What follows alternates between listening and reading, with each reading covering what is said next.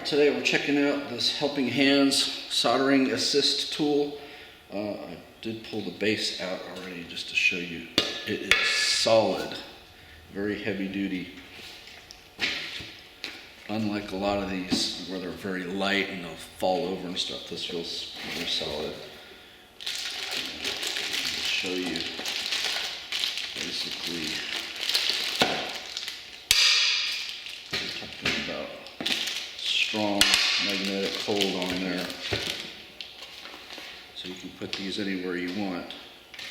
You see, and one of the cool things this one offers is the ability to hold your circuit boards as well as, normally your soldering Helping Hands will just hold wires, but this will actually allow you to hold a circuit board while you're working. It comes with what everyone my age needs, a magnifying glass, but also has a light. So I'll have to figure out what the best layout is for all of these pieces. My guess is going to be something like this. I'll tell you what's nice is you can see these will cover a wide range. Where a lot of the tools I've had, you've only got about this much movement on them. So this is the approximate layout that they show. Of course, you can put them anywhere you want, being that they're magnetic. There's no limit other than your imagination.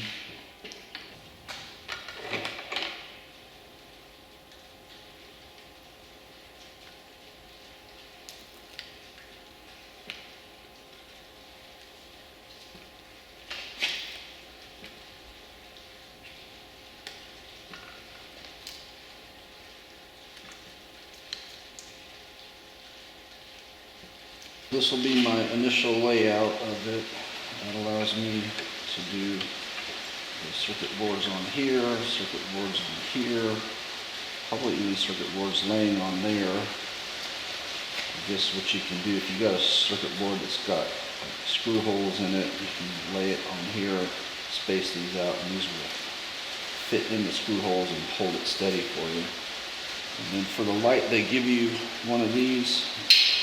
Or if you are close to a USB, you don't even need this. So either way, it will work. And then you see the light, you can change colors of the light. I typically like more of that amberish light. And then you've got different degrees of brightness, obviously.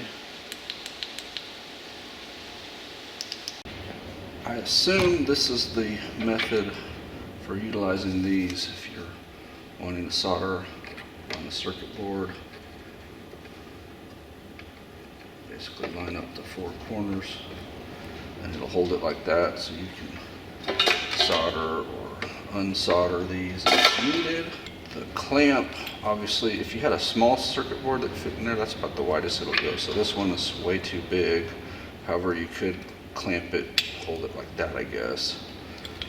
To do something like this.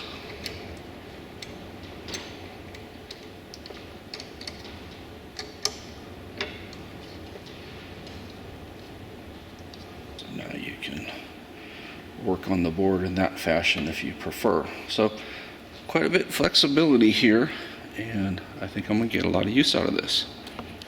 Today we have a guitar cable that is intermittently working. So you can see I've already unscrewed this a little bit, but you basically unscrew that, pull that back. There's also that plastic bushing or gasket, whatever you want to call it. And then it's got some heat shrink here, so we'll cut that off. And that exposes where we need to check solder and continuity. Showing great continuity.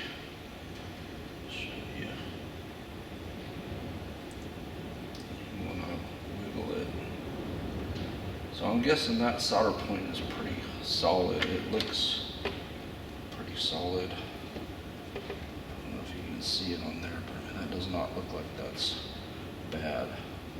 So the next question is the ground. There should be another connection in here somewhere for the ground. That's showing good continuity. I know you can't see the screen, but 0 resistance on it. I'll check the 90 side, which he said was giving him lots of grief. I think you can see there, it looks like the hot is not connected at all. Watch the screen here.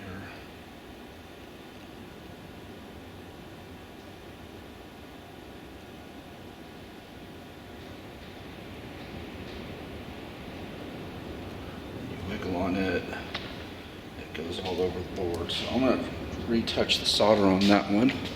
It looks like it never was really soldered very well. Wire there that was rolled up underneath the solder point.